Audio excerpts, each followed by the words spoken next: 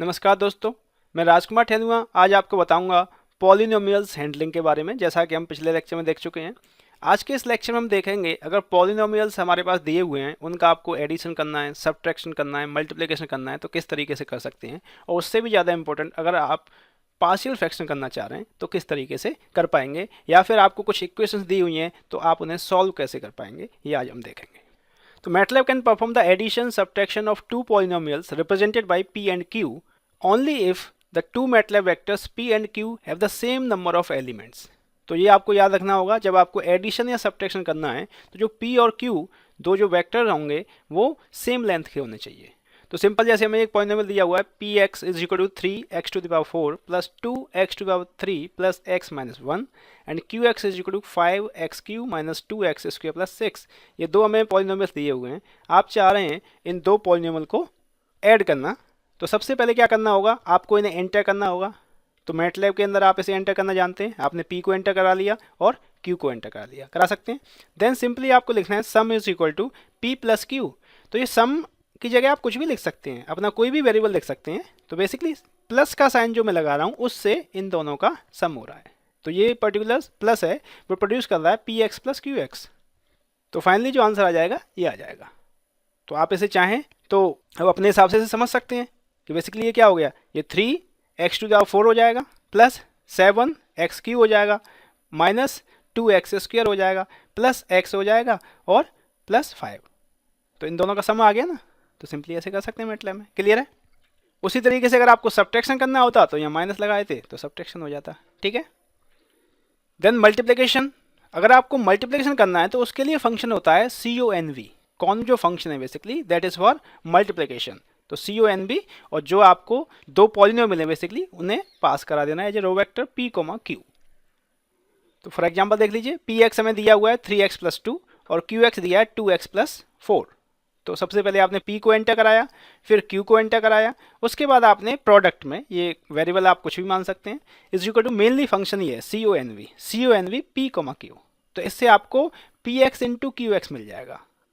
देख लीजिए, तो जब आप अगर इसे करेंगे, इसका मल्टीप्लाई करेंगे तो आप पाएंगे 6x² प्लस 16x प्लस 8, ये आएगा। ठीक है, कर सकते हैं। तो देखिए कितनी आसानी से मल्टीप्लिकेशन भी हो पा रहा है। उसके बाद अगर आपको पार्शियल फ्रैक्शन करना है तो देखते हैं, पार्शियल फ्रैक्शन के लिए बेसिकली जो फंक्शन है दैट इज रेजिड्यू। आपको ये फंक्शंस याद रखने हैं, बाद में जब आप MATLAB में आप यूज करेंगे तो ये फंक्शन याद होना चाहिए। आपको फंक्शन याद है तो आप वो काम कर सकते हैं। उस फंक्शन का सिंटेक्स भी आप आसानी से देख सकते हैं, जस्ट आपको फंक्शन का थोड़ा सा आइडिया होना चाहिए, तो वो हम हेल्प में जाके देख सकते हैं। तो let hx be a rational function of the form hx is equal to px upon qx। p numerator में और q डिनोमिनेटर में। तो जो पार्शियल फ्रैक्शन आपको करना है तो सिंपली आप लिख सकते हैं r, p, k is equal to, इसका मतलब ये है कि ये पर्टिकुलर फंक्शन है, ये तीन आंसर देगा। एक आंसर r में जाएगा, एक p में जाएगा, एक k में जाएगा। जब आप फंक्शन क्रिएशन सीखेंगे तो वहाँ पर ये चीज़ें आपको समझ में आएंगी कि बेसिकली इन तीन वैल्यू यहाँ लिखती हैं या एक वैल्यू लिखते हैं, उसका मतलब क्या है। ठीक है, तो is equal to residue p, q where r is, यहाँ पर जो r है उसमें क्या आता है, उसमें बेसिकली पार्शियल फ्रैक्शन कोफिशिएंट्स आते हैं। जो पार्शियल फ्रैक्शन हम करते हैं, जैसे पार्शियल फ्रैक्शन करने के बाद a अपॉन आपने x किया प्लस b अपॉन समथिंग किया, इस तरह a b c उसकी वैल्यूज होती हैं, वही वैल्यू आएंगे इस r के अंदर।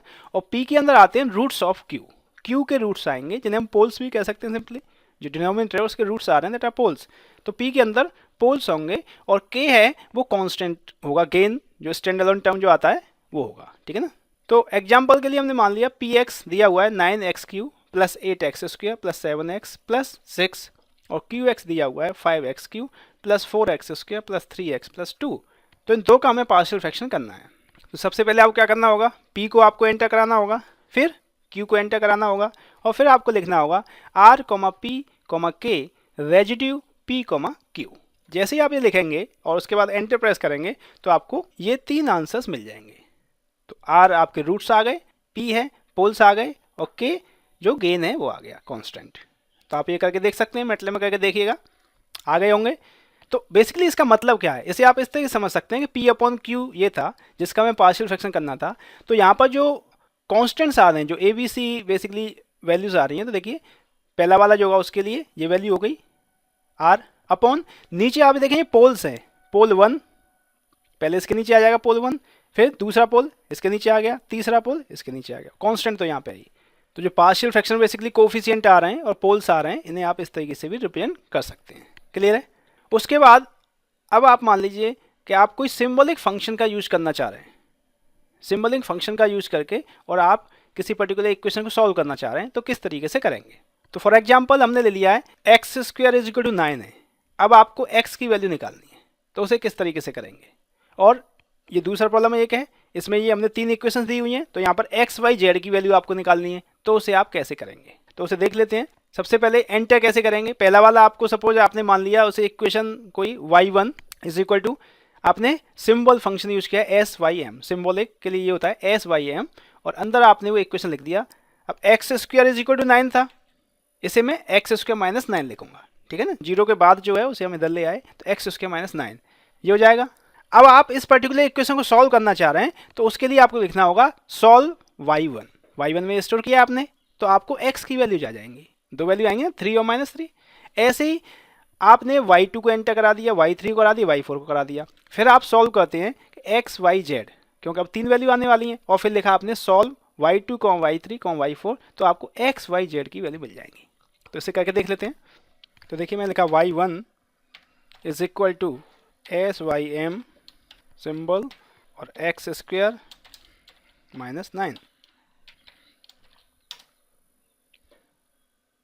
देखिए एंटर हो गया। थोड़ा अच्छा भी लगता है मैटलैब में ऐसे कैसे आ जाता है, क्योंकि एक्स अब सिंबल की तरह बेसिकली डिफाइन हो गया, तो एक्स को ये एक्स ही मानेगा। अब आपने लिखा x is equal to solve y1 में स्टोर किया आपने, तो y1 का दिया। तो देखिए क्लियर है। उसके बाद हमने एंटर कर लिया y2 is equal to S Y M symbol x minus 0.5 into Y plus 1.5 into Z minus 5 y3 is equal to symbol 6 into x plus 4 into Y minus 2 into Z minus 10 और y4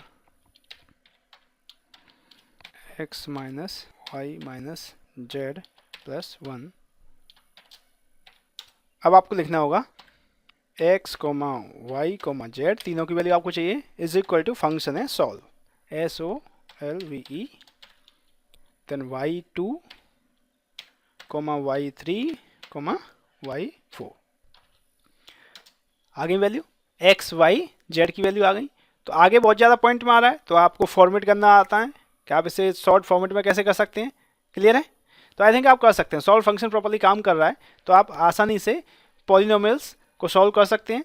तो I think आप आसानी से polynomial का addition, subtraction और उनका partial fraction करना, और पॉलिनोमियल अगर इक्वेशंस आपको कुछ दी हुई हैं उन्हें सॉल्व करना आसानी से कर पाएंगे। तो आई थिंक ये आपको समझ में आया होगा। फिर भी अगर आपको कोई दिक्कत है तो आप मेरे को मेल कर सकते हैं on my mail ID matlab@rkt। I think आपने इस लेक्चर को एंजॉय किया होगा। अगर ये आपको अच्छा लगा हो तो आप इसे लाइक करें और शेयर करें। Thank you.